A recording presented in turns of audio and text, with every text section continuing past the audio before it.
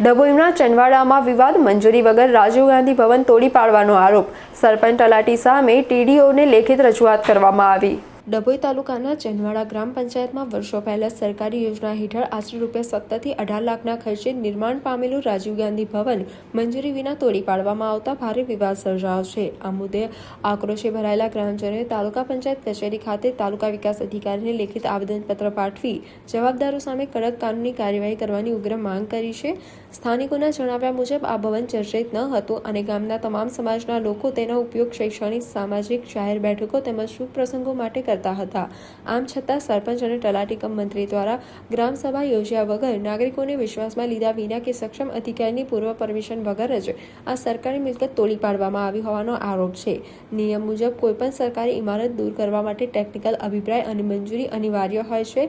કોઈપણ પ્રક્રિયાનું પાલન કર્યા વિના મનસ્વી રીતે કરવામાં આવેલી આ કામગીરીથી ગામમાં ભારે અસંતોષ વ્યાપ્યો છે। ગ્રામજનોએ સ્પષ્ટ કહ્યું છે કે આ મુદ્દો માત્ર એક ઇમારત પૂરતો સીમિત નથી, પરંતુ જાહેર મિલકતના રક્ષણનો છે।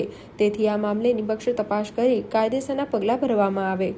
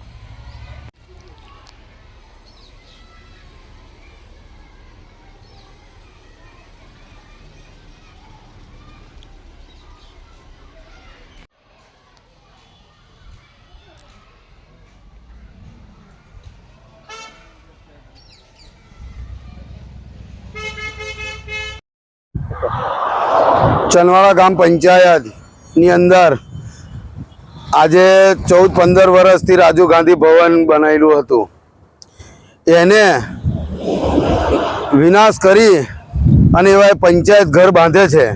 ચંદવાડા ગામ પંચાયતની અંદર ખાસી બધી જગ્યાઓ છે, અમે 2 થી 3 જગ્યાઓ પાસ કરેલી છે, એમને ત્યાં નથી બાંધ્યું અને આ જે રાજીવ ગાંધી ભવન છે એને તોડી નાખવામાં આવ્યું છે।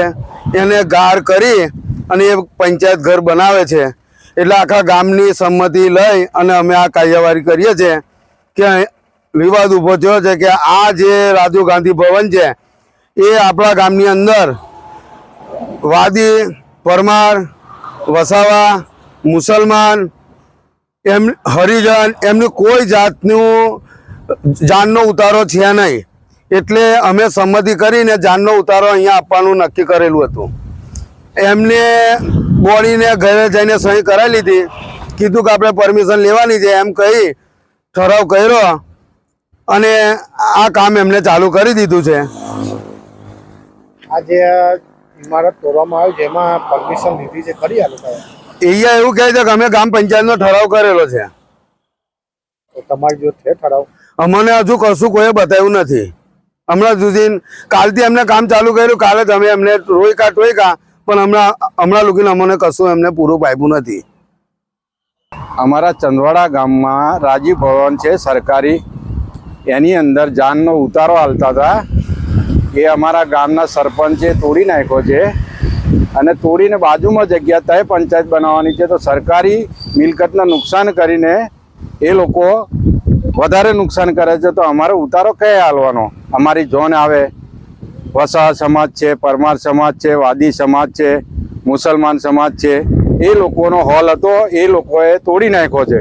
માટે અમારા સરપંચને નમ્ર વિનંતી છે કે બાજુમાં જગા તઈ બાંધે અને ધારાસભ્ય શૈલેષ સોટા સાહેબને અમારી નમ્ર વિનંતી છે કે સાહેબ તમે ચકાસણી કરો, અને મામલતદાર સાહેબને જણાવવાનું કે તમે ચકાસણી કરો, અને ટીડીઓ સાહેબને જણાવવાનું કે તમે ચકાસણી કરો.